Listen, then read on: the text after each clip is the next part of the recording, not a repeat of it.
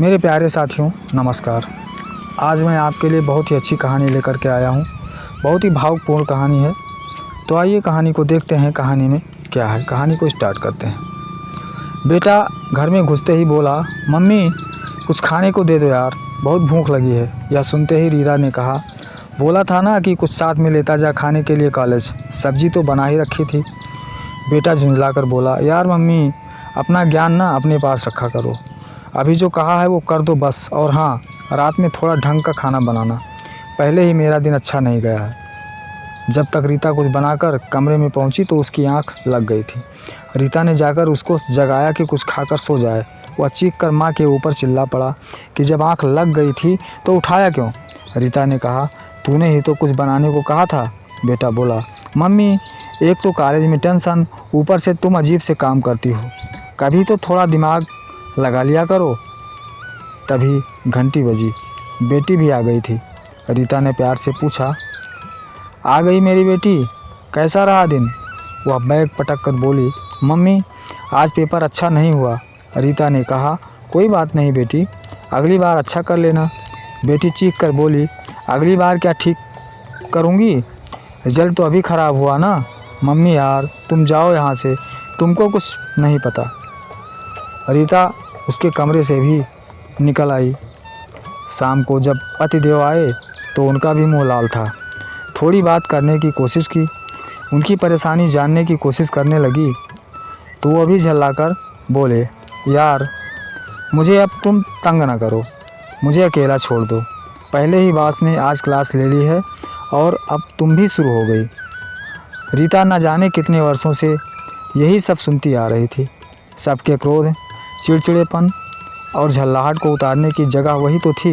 वह आहत होती, उदास होकर अकेले बैठ सोचने लगी, हम औरतें भी ना गजब की बनी हैं। दुनिया की चिंता हमें रहती है मगर अपनी चिंता ही नहीं रहती, हमें अपनी ही इज्जत करवानी नहीं आती। रीता ने सबको खाना खिलाया और फिर स्वयं खाने के बाद अपने कमरे में चली गई। उसने सबको अपना महत्व समझाने के लिए एक योजना तैयार कर लिया। अगले दिन से किसी से भी कुछ भी पूछना कहना बंद कर दिया। जो जैसा कहता था वैसे उसका काम करके दे देती। पति आते तो चाय दे देती और अपने कमरे में चली जाती। किसी से भी पूछना ही बंद कर दिया कि दिन कैसा था। बेटा कॉलेज और बेटी स्कूल से आती तो रीता कुछ नहीं बोलती थी और ना कुछ पूछती। यह सिलसिला कुछ दिन चला और सप्ताह बीत गया।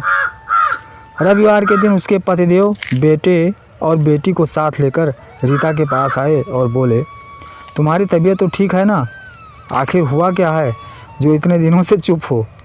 बच्चे भी हैरानी से देख रहे थे। थोड़ी देर चुप रहने के बाद रीता बोली, मेरी तबीयत बिल्कुल ठीक है, हुआ क्या है।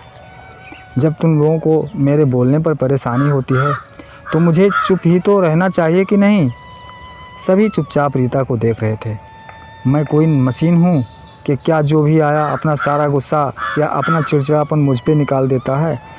मैं भी इंतज़ार करती हूँ तुम लोगों का, पूरा दिन काम करके कि अब मेरे बच्चे आएंगे, पति आएंगे, दो मीठे बोल बोलेंगे प्यार के, और तुम लोग क्या करते हो, आते ही मुझे झिड़कना और डांटना शुरू कर देते हो। अगर तुम लोगों का दिन अच्छा नहीं बीता तो क्या वो मेरी गलती होती है। हर बार मुझ पर ही किसी न किसी बहाने से चिल्लाना सही है क्या।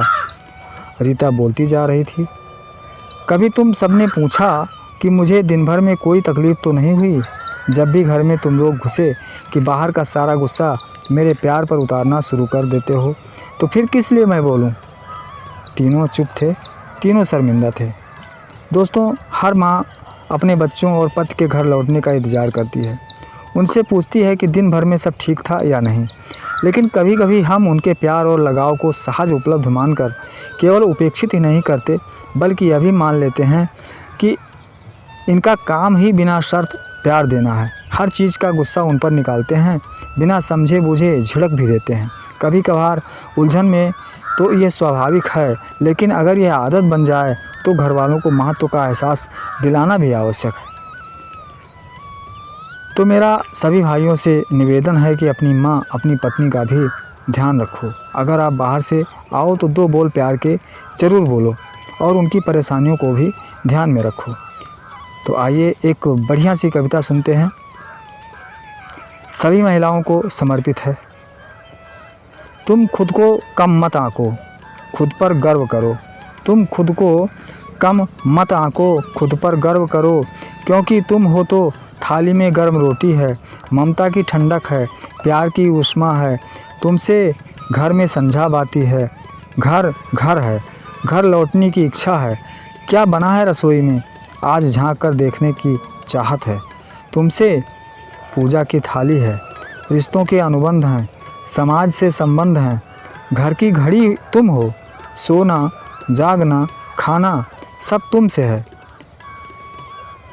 त्योहार क्या होंगे तुम बिन, तुम ही हो दिवाली का दीपक, होली के सारे रंग, विजय की लक्ष्मी, रक्षा का सूत्र हो तुम। इंतज़ार में घर का खुला दरवाज़ा हो, रोशनी की खिड़की हो, ममता का आकाश तुम ही हो, समंदर हो तुम प्यार का।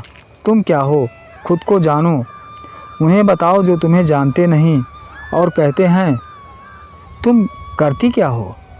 तो मित्रों, ये कहानी आपको कैसी लगी, ये सीख आपको कैसी लगी? अगर अच्छी लगी हो तो इस कहानी को लाइक कीजिए, शेयर कीजिए, और अगर आप मेरे YouTube चैनल पर नए हैं तो मेरे चैनल को सब्सक्राइब कीजिए। अगर आप ये कहानी मेरे Facebook पेज पर देख रहे हैं तो इस कहानी को, इस पेज को फॉलो कीजिए और अपने मित्रों में भी शेयर कीजिए। कमेंट करके ज़रूर बताइए ये कहानी आपको कैसी लगी। अगर अच्छी लगी हो तो भी बताइए, ना अच्छी लगी हो तो भी बताइए। तो आज के लिए बस इतना ही। राम नारायण शर्मा को दीजिए इजाज़त। फिर मिलते हैं किसी नए वीडियो के साथ, नई कहानी के साथ, नए इंटरव्यू के साथ, नए ब्लॉग के साथ। तब तक के लिए नमस्कार, जय हिंद, जय भारत, वंदे मातरम।